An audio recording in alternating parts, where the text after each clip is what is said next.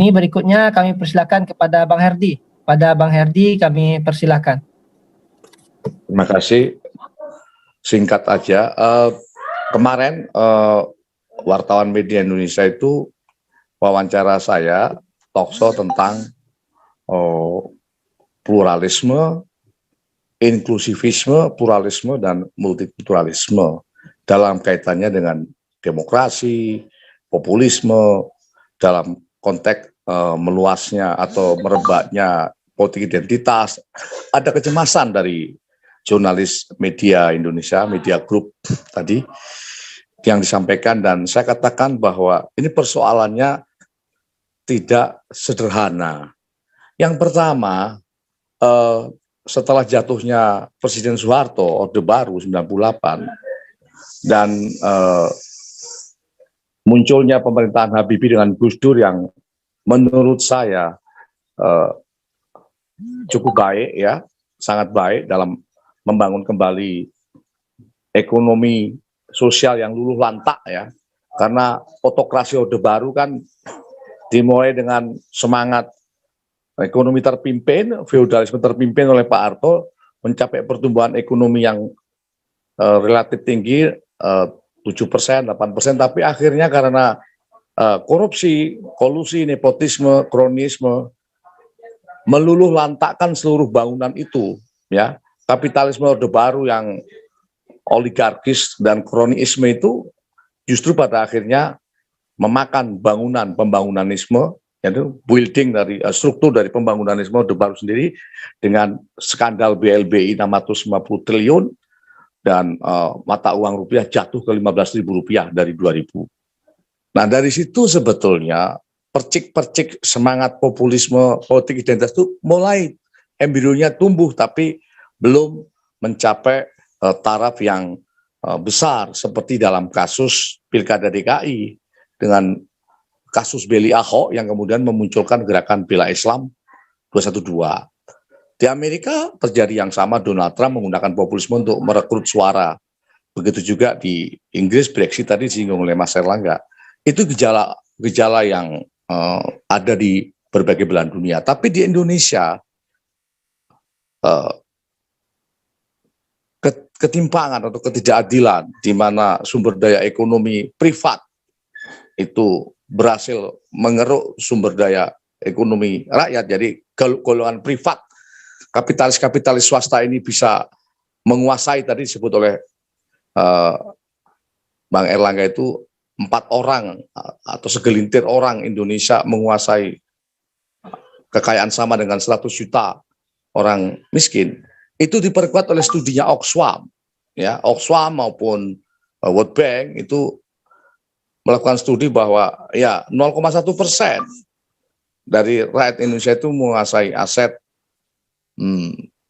mungkin hampir 70% atau ya 50-70%, dan bahkan untuk penguasaan tanah indeks koefisien Gini itu 0,8 karena ada sekitar 15 juta sampai 18 juta hektar atau 20 juta hektar dikuasai oleh 25 taipan untuk konglomerat, terutama perkebunan sawit. Ini jelas bertentangan diametral dengan konstitusi UUD 45 yang menekankan keadilan sosial atau sosialisme Indonesia yang dulu diperjuangkan oleh Soekarno, Hatta, Syahrir. Pada waktu tahun 45 itu kata-kata yang sangat dekat, yang hampir setiap hari diartikulasikan, disuarakan para pejuang kemerdekaan dan para negarawan kita itu, yang mereka merupakan anak-anak muda seperti Soekarno, Hatta, Syahrir, ya, yang senior itu Tan Malaka, kemudian ada Wahid Hasim, ya, ada Bung Tomo, ada Maramis dan tokoh-tokoh muda yang lain. Semangatnya revolusi pemuda yang seperti ditulis oleh Ben Anderson, itu keadilan sosial, sosialisme. Tadi Mbak Irene, terima kasih Mbak Irene Gayatri di Monash, Melbourne, ya, sudah memberikan pandangan yang menarik, ya, mengenai adanya kemajuan. Oke, kemajuan demokrasi kita akui, tapi demokrasi yang sekarang ini udah tinggal prosedural aja, karena isinya kan kriminal dan transaksional aja. Substansinya, demokrasi yang substansi sudah hilang.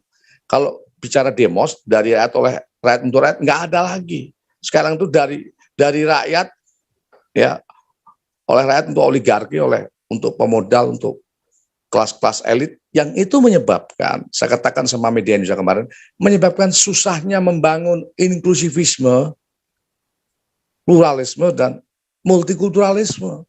Inklusivisme itu kan orang yang ya mengakui dan mengafirmasi perbedaan suku, agama di lingkungan kecilnya. Inklusif, dia bersikap inklusif, menerima perbedaan suku, agama sebagai sesuatu yang wajar, yang sehat. Tapi kalau dia bisa menaik lagi derajatnya menjadi pluralisme, pengakuan akan kemajemukan, politik of recognition akan kemajemukan, ya, kemajemukan keberagaman aspirasi, pandangan, ideologi, kepentingan, dan sebagainya. Juga kelas sosial. Masyarakat kita ini secara kelas sosial aja udah ada golongan kaya, golongan menengah, golongan sedang, golongan miskin, dan paling miskin. Belum lagi nanti pengakuan yang paling puncak multikulturalisme, pengakuan akan keanekaragaman budaya, kultur, dengan segala aspirasi, inspirasi, nilai-nilai, dan kepentingannya. Itu menjadi sulit karena stumbling blocknya adalah ketimpangan, ketidakadilan yang makin hari makin mengerucut tajam. Sehingga saya tetap punya keyakinan sama dengan Gus Dur sama Cak Nur dan juga Sujatmoko, harus dengan jalan damai. Kalau kita mau bicara, hai orang-orang terkaya, para tepan, tolonglah Anda hartanya punya fungsi sosial yang baik, gunakan untuk kebajikan, untuk keadilan, dengan cara damai. Bukan dengan cara bawa pentungan, bawa pedang, bawa bom, bawa senjata, bukan begitu.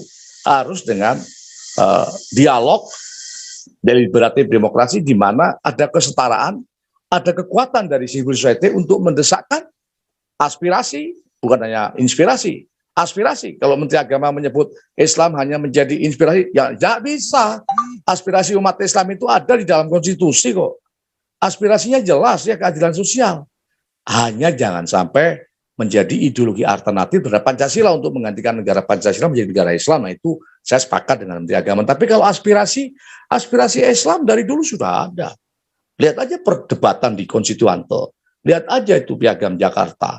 Ya, yang kemudian 7 kata dicoret dan kemudian ada dalam Undang-Undang Dasar kita.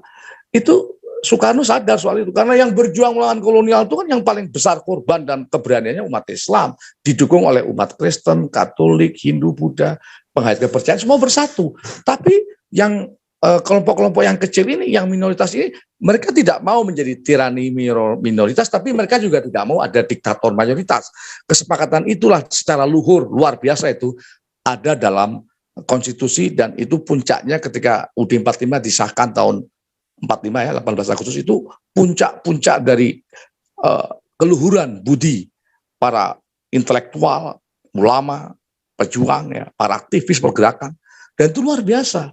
Karena itu pasal 33 menurut cerita yang saya dengar dari Bung Hatta sama Safruddin Prawiranegara itu disusun dengan nilai-nilai agama dan tradisi. Bahkan Safruddin dan Hatta mengatakan itu ada ayat-ayat Quran termasuk surat Al-Ma'un di dalamnya. Bukan sekedar nilai tradisi dan humanisme, tapi ada kandungan nilai Quran, surat Al-Ma'un, dan ayat-ayat Quran yang lain, ya tidak hanya tauhidnya, tapi juga tentang kesalahan sosial yang termaktub di dalam Quran, terutama untuk anak-anak miskin, fakir miskin, dan anak yatim piatu.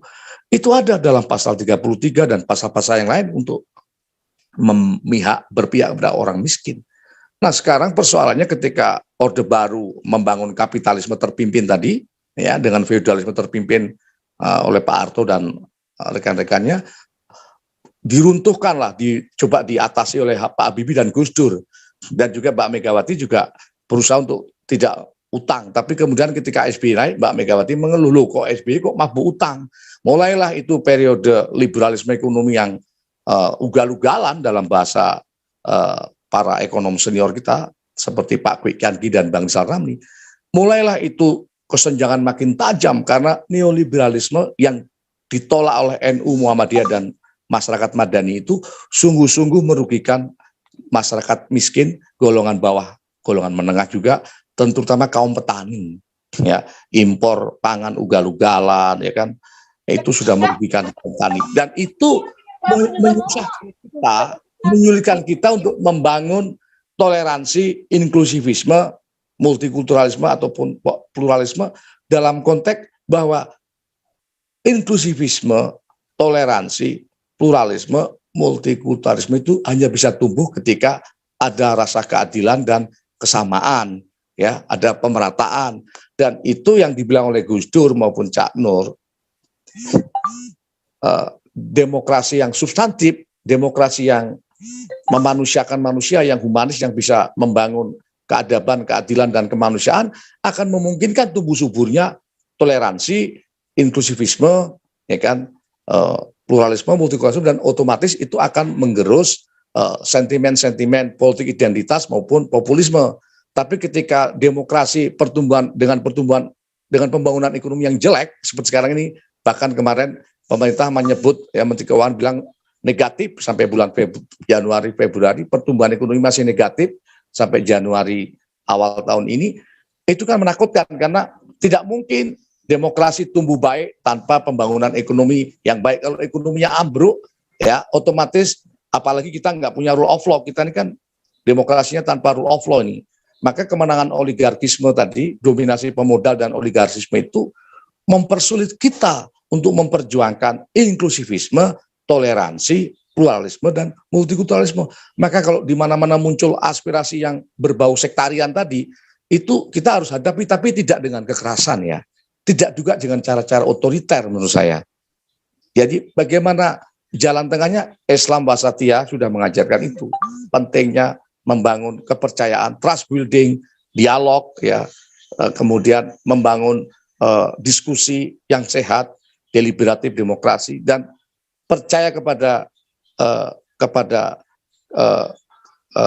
masyarakat, percaya kepada niat baik dari masyarakat, karena rakyat kita ini baik-baik. Biasanya yang konflik itu elit, dan elit itu sebagian tamak, buktinya korupsi merajalela, dan sejumlah politisi DPR dan menteri-menteri ditangkap. Belum lagi yang nggak ketangkap itu para gubernur, bupati, masih banyak para pejabat kita. Kepolisian kita juga harus dikritik karena sering sekali overdosis. Jadi harus diingatkan bahwa perjuangan reformasi itu menghadapi stumbling block, ya, hambatan kendala justru oleh kaum elit, oligarkis, pemodal yang oleh Cak Nur disebut golongan-golongan yang kapitalis greedy predator ini, yang oleh VDR Hadis disebut sebagai kekuatan kapitalis predatoris, atau kalau Cak Nur menyebutnya orang-orang fasik, kaum fasik. Dan kaum fasik, Gus Dur selalu mengingatkan bahwa tidak ada gunanya kekayaan segelintir orang kalau kemudian mayoritas rakyat hidup menderita. Dan Gus Dur merangkul semuanya. Tapi saya ingin tekankan pada kata-kata akhir saya ini, semua harus kita perjuangkan dengan jalan damai, non-violent.